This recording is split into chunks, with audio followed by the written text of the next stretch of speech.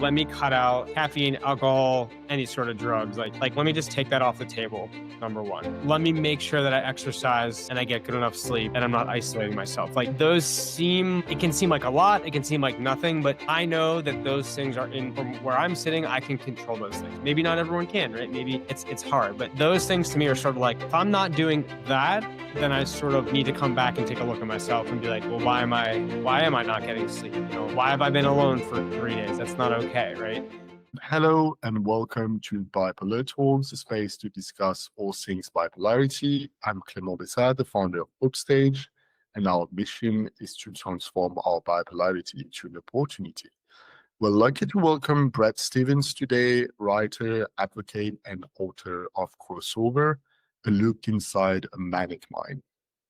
He's here to share his deeply personal story from life-threatening manic episode to finally receiving a bipolar I diagnosis, and what it really means to truly own your condition.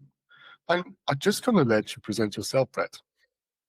Yeah, for sure. Well, thanks for having me. And yeah, I'm Brett Stevens. I'm 38 years old, married, 2 kids, and just living a happy life with bipolar I.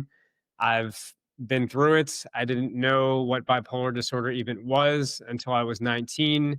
I think I took an abnormal psych class and memorized the definition without having any idea, sort of what it was. I've had 3 life-threatening manic episodes with some pretty good normal years in between each time. And not until I got the bipolar diagnosis was I sort of properly managed. And I haven't had an episode in about 9 years, feeling good. And yeah, I run a Facebook group called Understand Bipolar. And I'm really dedicated to helping people out who have questions or are confused or anything like that. Yeah, I feel we're connected by that. It's like using your own life experience to help people to basically do a better job, because yeah, I've also been through a lot.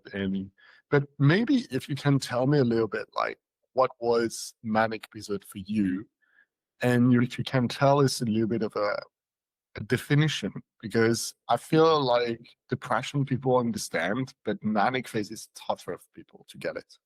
Sure. So in my case, and it's different for everybody, which is why this is so hard.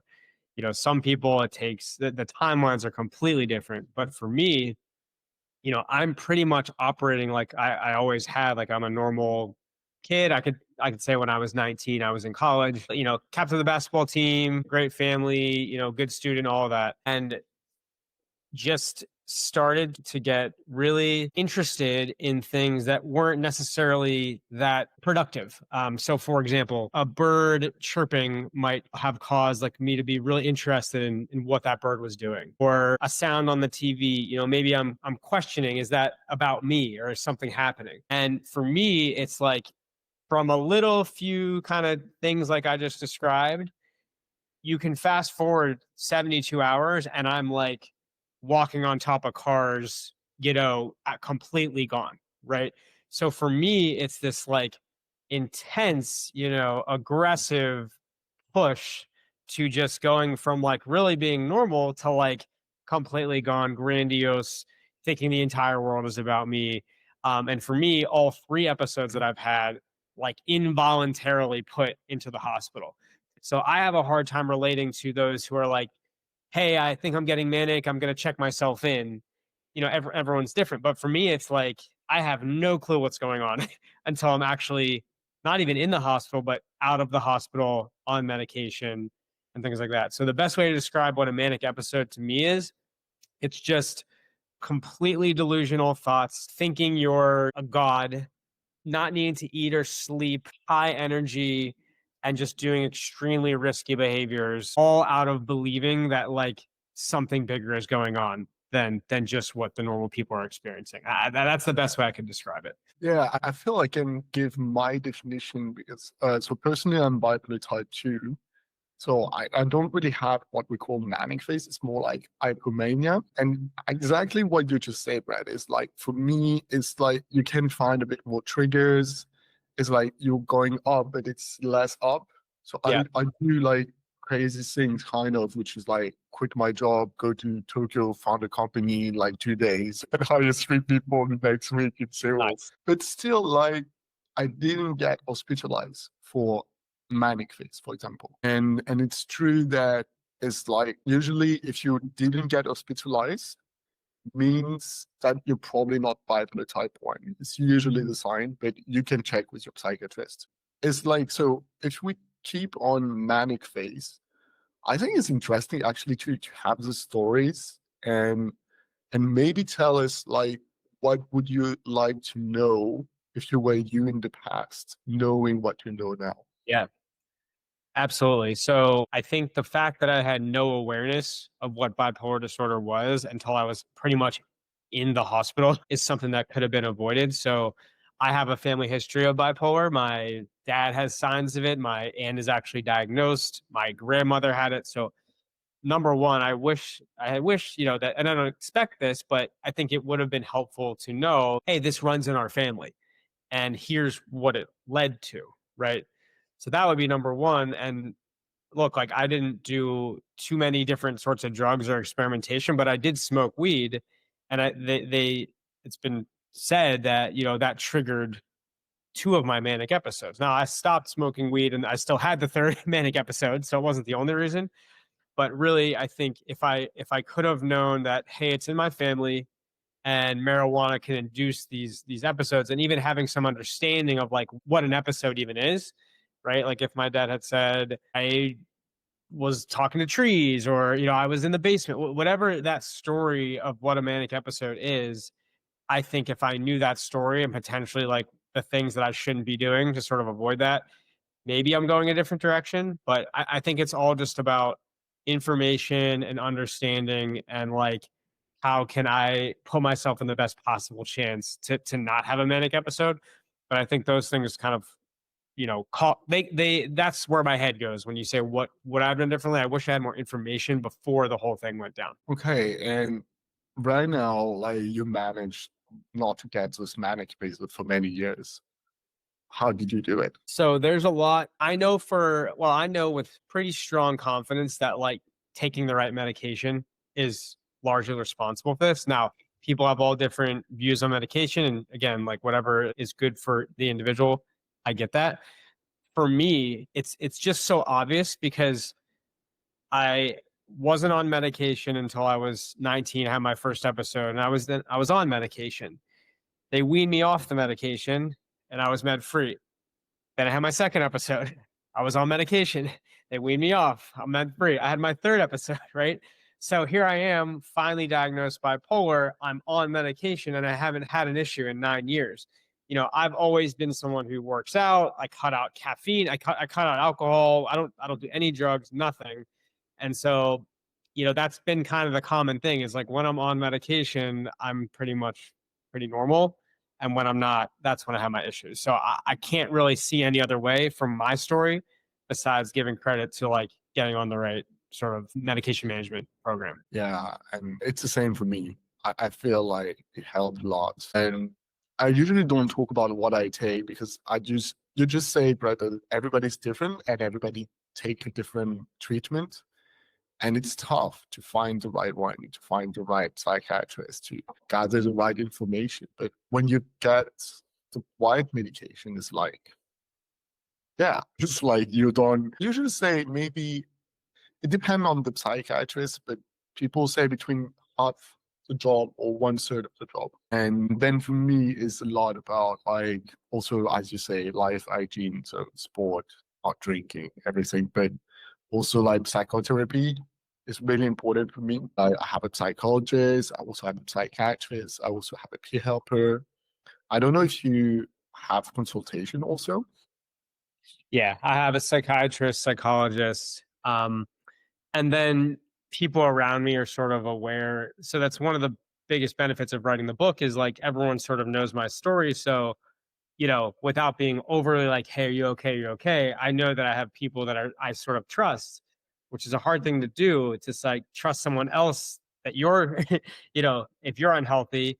So I think that's a big thing too, is like having good support around you.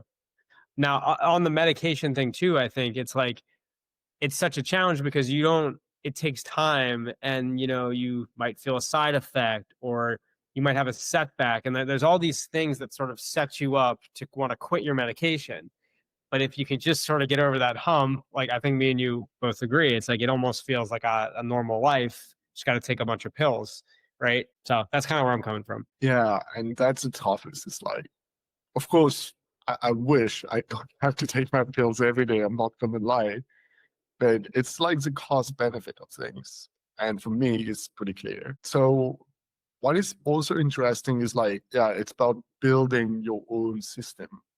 At least it's what I found works for me. Is like, as you just say. So I think we agree, like building the trust system and everything.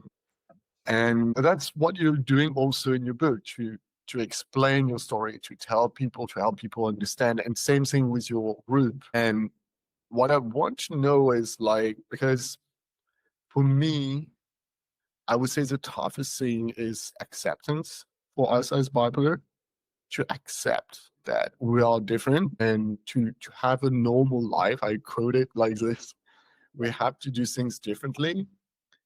And how do you think, like, what do you want to share people to help them do that? Yeah.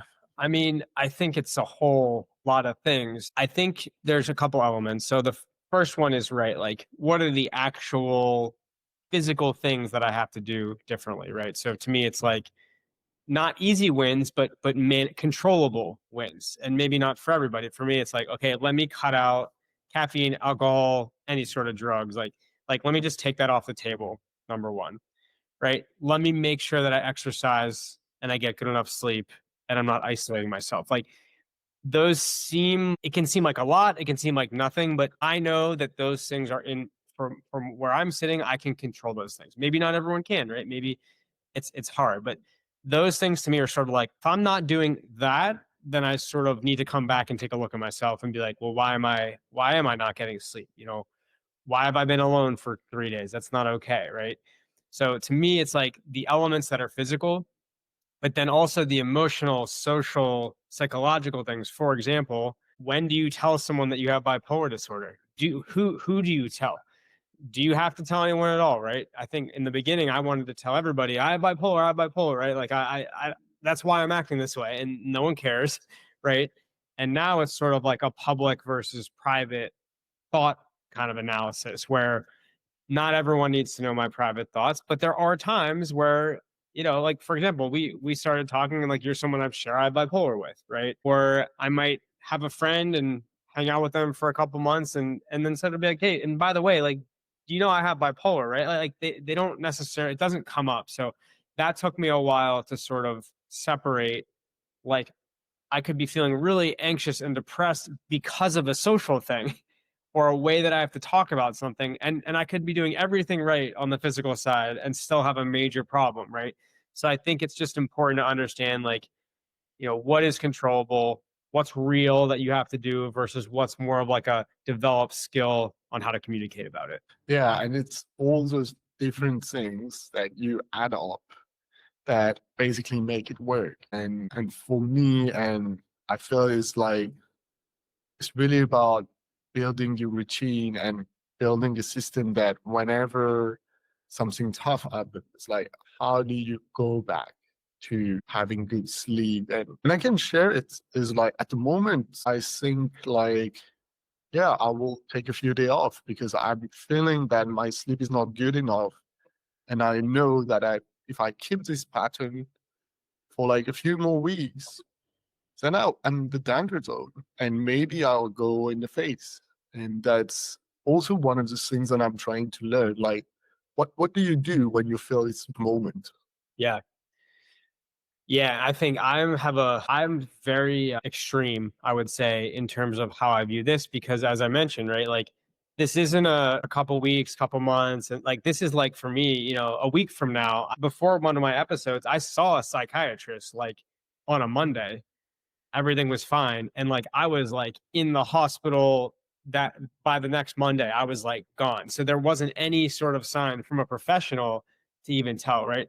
So for me, like the stakes are pretty high. Like I don't really let it go. If I didn't get sleep for a day or two, I'm like I tell my wife, like, I'm going to bed at 8 o'clock tonight, and she gets it, right?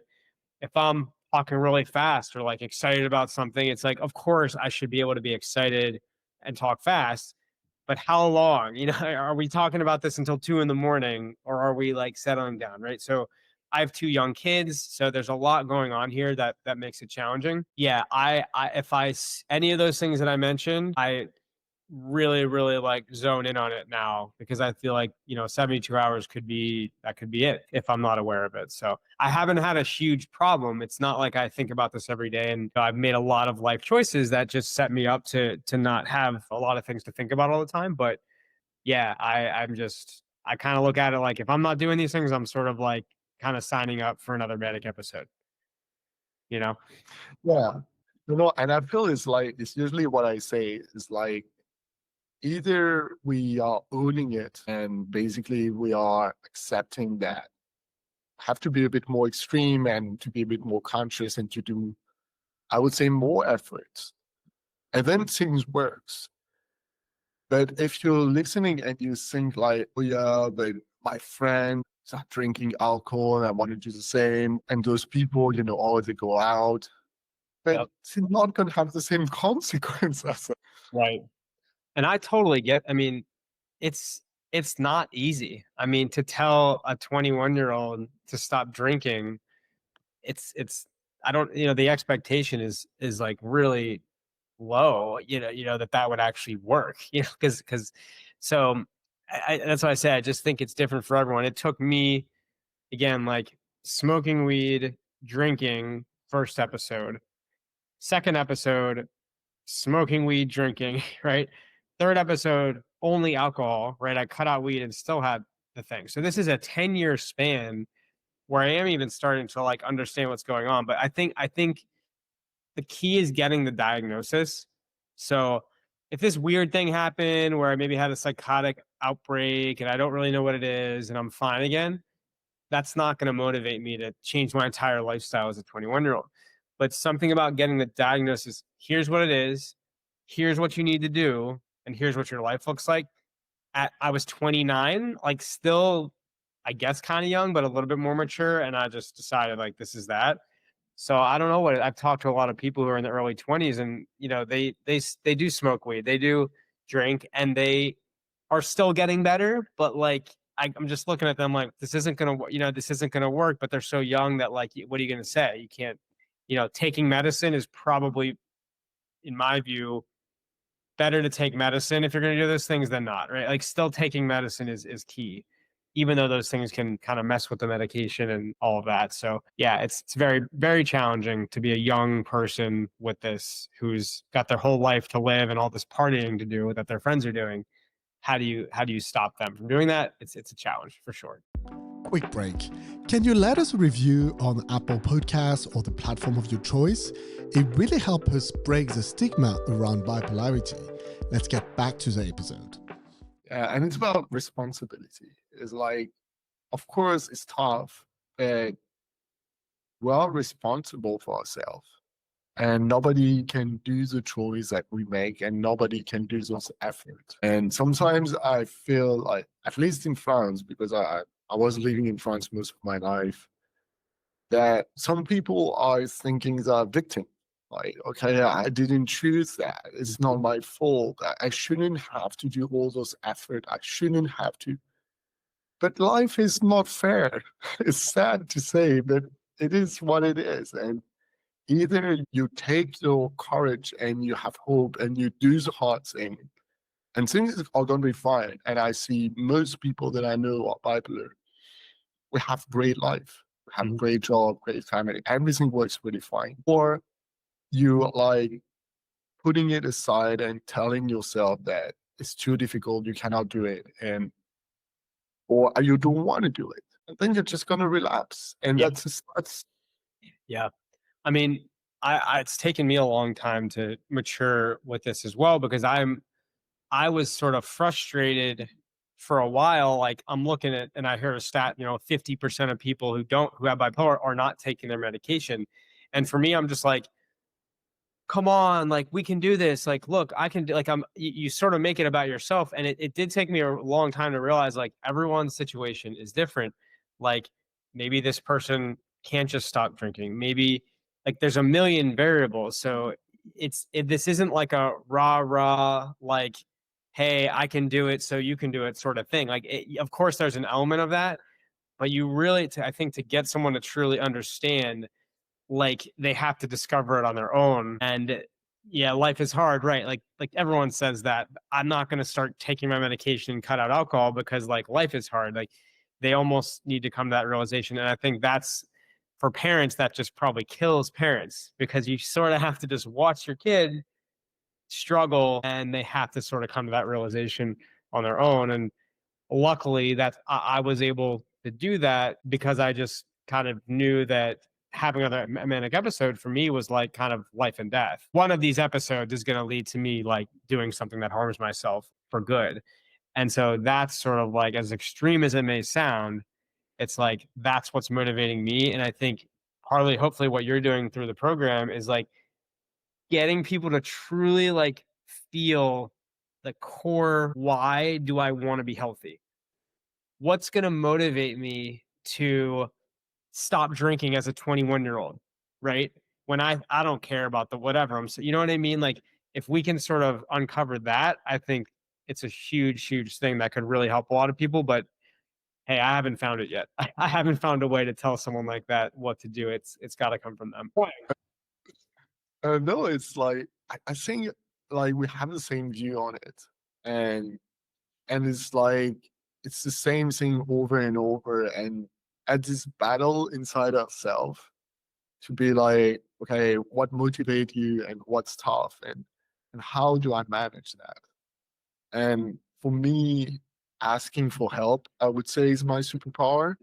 And when I accepted that people like to help also, that it makes them happy, Mhm. then it's like, yeah, it was a big step. So can you give an example of like asking for help? Yeah, it's like in the past, like when I had kind of triggers and I see I wasn't doing well, Mm. I was kind of like, okay, I can do it on my own. I will figure it out. And then I was usually isolating myself, or I was getting worse and worse. Mm. And then it was too late. And now I'm like, even sometimes maybe it's too much, but I rather do it this way than the other way. It's Yeah. like, okay, I don't feel that good, or I want to talk about, or my sleep is not like really little thing, and I just ask for my psychologist or for my peer helper, and I'm really quickly asking for help from my girlfriend, from my mom, and I will call my mom maybe every day and tell my girlfriend maybe like, and really like ask for help. Can you help me go for a run today because it's tough to do it at the moment? Can you help me to maybe go to bed early, or and just like people like to help, Yeah. and it's about like, if you accept this help, then you can help others. It's what I'm telling myself. Mm-hmm. What's your vision on that? Wow, that's okay. I think we're different here. It's really interesting to hear that because it makes so much sense. And that sounds really nice. I come from a family where, I got two brothers, you kind of just do stuff on your own and all of that. So I never even thought of that, to sort of like let my guard down and be like, hey, I could really use your help. And I think that's partly why I've probably had 3 episodes, is because I never really considered asking or like making sure someone understood me. And like now I do. Um, but yeah, like for me, it was more like do what I'm told by professionals. Like I pretty much put all of my trust in professionals. And I said, look, like you're the experts. Tell me what to do and I'll do it. Like I can get myself to do it. And I think that's my superpower, is like they said take medicine, they said cut this out, they said like, and I'm just checking them off. It's not fun, it sucks, right? It's not like this fun thing that's happening, but that's how I've gotten to a good place. And so for me, it's like if I there's no part of my world where I have a glass of wine, because it's just like now I'm sort of creeping, just like you said, if you stop asking and it gets a little weird, like for me, oh, I'll stay up till, 2 in the morning, a couple nights in a row. It's like, no, or I will, yeah, I'll have a beer or a drink. It's just one, whatever.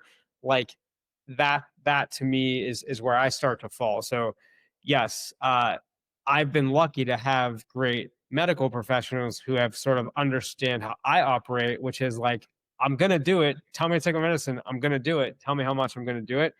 And I think that's not always the case. I think that there's a struggle with sort of getting the behavior that they need from a lot of patients and stuff. But um, yeah, I don't really ask for help. I'm more just like, tell me what to do from someone who knows how to get me there, which I think is cool that we have a different strategy. And it's working for both of us. And that's why you need professional, and that's why you need support, is because all of us have to build our own system. It's like bipolar is like tough because you cannot like tell someone like exactly what to do, because everybody has a different personality, everybody has a different type of bipolarity, and it's really like doing it yourself. And how do you use your professional to help you do that? Yep.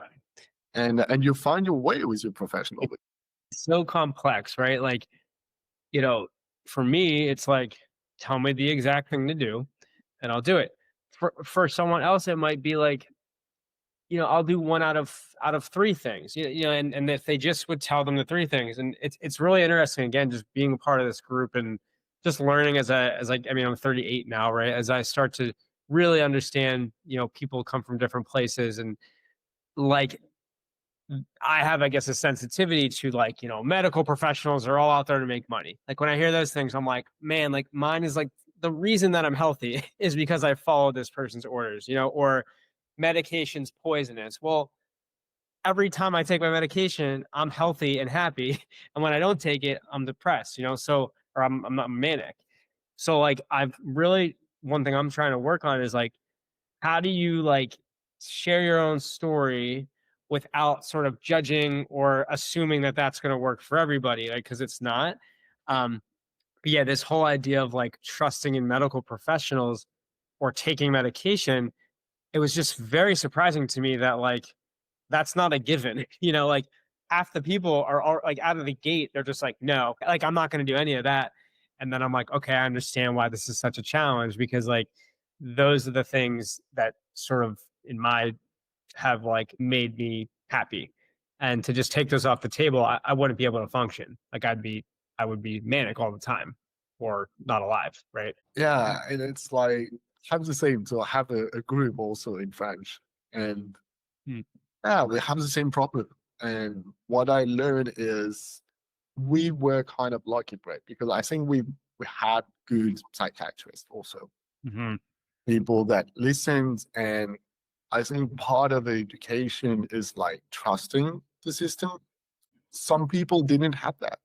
You know the story of people get hospitalized without consent and everything goes wrong, and there's mistake after mistake. Or that you go and see a psychiatrist and it don't listen to you, it give you the wrong pills, and then you take weight, and then you don't communicate. And it's like it happened.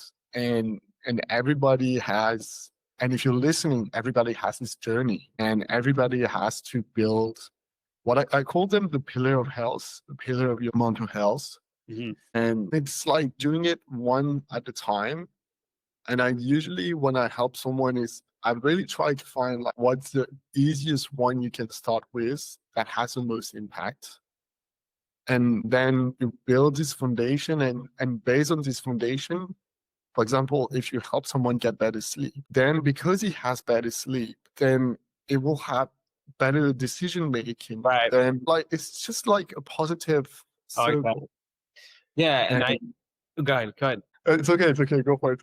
I'm just going to say that, there is an element, I think, going back to maybe the psychiatrist is prescribing the wrong thing or not evoking the communication that they need. I would still argue that, like, I went through a lot of pain with my medication, taking the wrong amounts and all this stuff. And I could see why someone would just be like, medications aren't working for me. Medications are hurting me. Buy medications. I'm never trying you again. Like, so I just think also there's an element of like patience, and you are working together. So if a psychiatrist, again, I'm sure there are bad ones that are just like not listening. Here you go, get out of my office.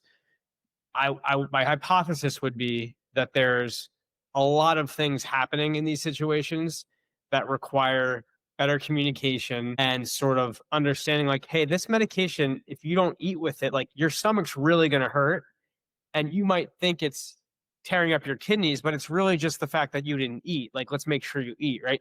Like that statement proactively from a psychiatrist might keep someone on medication and have a happy life versus take this medication, good luck, and now you're feeling this pain and you think it's something bigger. You look it up online, and now you know because you saw it online that it's something problem, and you just now everyone you talk to, medication's poison. You see what I'm saying? So I think it's really both ways. But as a patient, I think you should expect a medical professional to really over explain. And if you walk out of that office not feeling like you got it or feeling confused, like I think maybe even empowering us as a community to be like, I need to know exactly what this is going to feel like.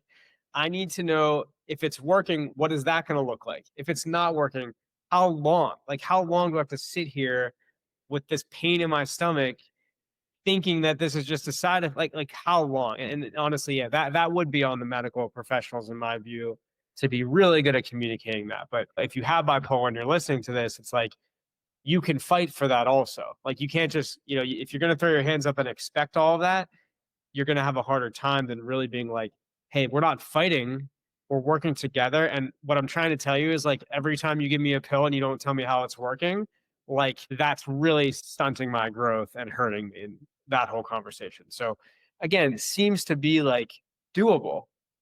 It just has to happen, you know? Yeah, and that's a great thing about bipolar is like meds usually work, not all the time, but the percentage is really high. And it's like, how do you communicate also with your psychiatrist? So we did an episode about that. And it's not that easy because sometimes you're scared to tell him things. You're scared to tell him that you want to get out of meds. Right. Or And that you're not doing well, right? You have this like bias that you want to like make them feel good that you're doing well. I totally get that. yeah, and we have to learn as patients to be able to. I was with my psychologist yesterday, and to tell him like it's tough at the moment, and Yeah. like, can I see you next week? And can I see you like because usually I see him maybe once a month, and I will see him every week now Yeah. at the moment. And to tell him like it's tough, I need help. Mm-hmm. It's the same thing with your psychiatrist. Like I don't think this med, I don't like this med, I don't like the taste, I don't like the I don't want to get out of it. And then you'll figure out a solution with the person usually. Mm-hmm. And to know also when to see another one. Right. As nobody teaches to do it as patient, like we're supposed to be loving our psychiatrist, but sometimes it's just not the right one for you because you don't have the trust. Right. So I would even argue that if you can come into this like recovery process with like a 3 to 6 month sort of expectation that, hey, if I get right before this 3 to 6 months and my medication is clicking and we're gone, like great. More realistically, in 6 months, I'm gonna go through a lot of ups and downs here, finding the right people, community, but like potentially in 6 months from now, like that's there, and that's a possibility. Because I mean, I know I want to be better right away. I'm the first day out of the hospital. Like, all right, I'm going back to school, everybody, and they're like, no, you're not. But yeah, the more we sort of talk about it today, the more it does seem a little bit more solvable by really like taking our time on each element of this instead of just putting it all into like recovery, right? Yeah, and the toughest thing that for me was to accept is like before recovery, you have like remission. And so you have this period of time where you're doing everything right, but you're not really seeing the result. Mm-hmm. And it's where most people like just quit at this Yeah. moment. Yep. And it's like about, and it's why I believe about this podcast and about like learning and understanding that okay, but it's temporary. If you do the work, you will get there. But it's not. And the problem with bipolar is like we're not gonna be like we go to the doctor, we have like we take these pills. 2 weeks later, boom, it's gone. It's like that's for me. That's the toughest. It's like I'm never gonna heal. I always gonna have to manage it. Yes, absolutely.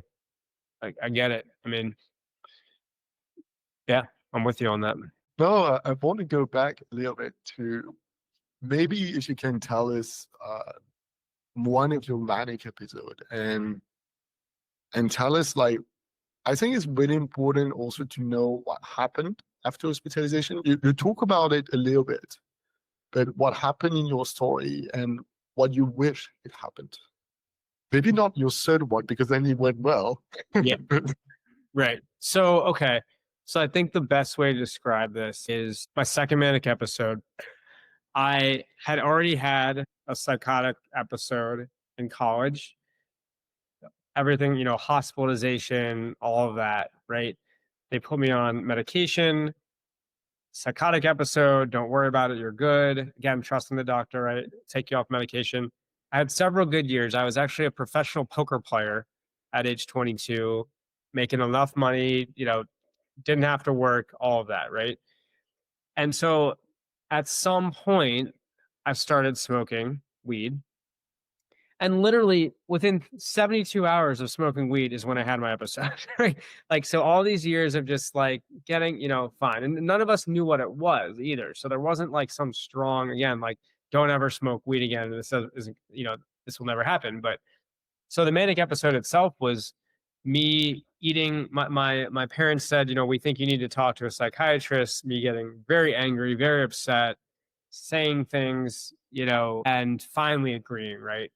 So then I meet my mom at a diner the morning of, and whatever who knows what she even said, but it really pissed me off. So I kind of look at this as like, this is the start of an actual manic episode, like at this moment. Okay. So I've been manic and thinking things were like, this is a manic episode.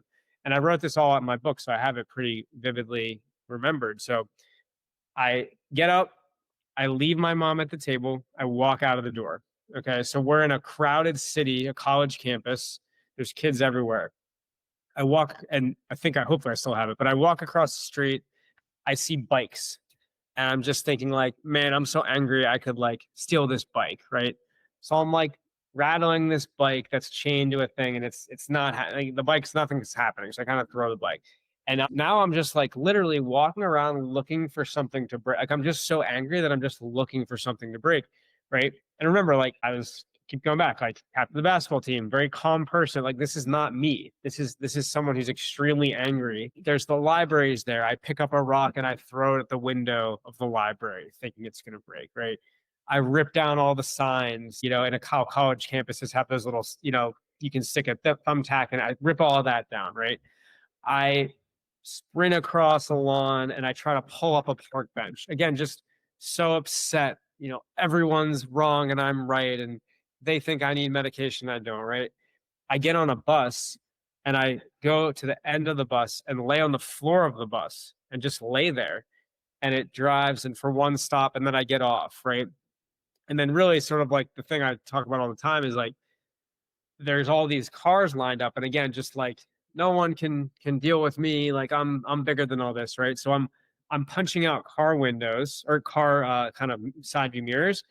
And at a certain point, I just said, like, screw it. I jumped on a car. I actually went to this college, and I'm walking on the car. I'm jumping from car to car. And finally, someone from the street was like, what are you doing? And the next thing I knew, there's cops. There's 5 of them. They're about to tase me. I'm yelling. It's dramatic, right? They're throwing me in the cop car. I bang my head on the cop car. The psych ward's 5 minutes away. They drive me. The radio's talking about me while I'm driving. And then they pull me in, padded room, shot in the leg, and I'm out. Like, so when I hear, I felt a little manic and I just like decided to check myself into the hospital. Like that's just not my story, right? My story is like, oh, I'm at the hospital. Like, what the hell happened? You know what I mean? So I've had 3 of these things, and this one's part of it just stands out because it's like so out of character, so embarrassing.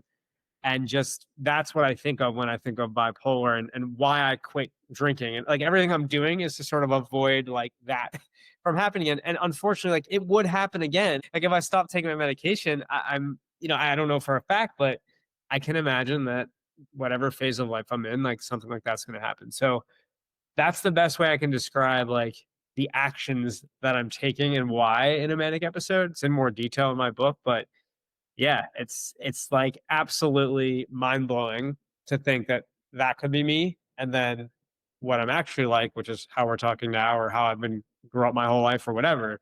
It's the same person. It's that's the illness, right? Yeah, I'll put the link into the description. And I want to know also like what happened into hospitalization and what happened after it. Because I feel like the system is really like deeply involved into urgency. Usually like after you get out of it, it's just like good luck, man. It's almost like this.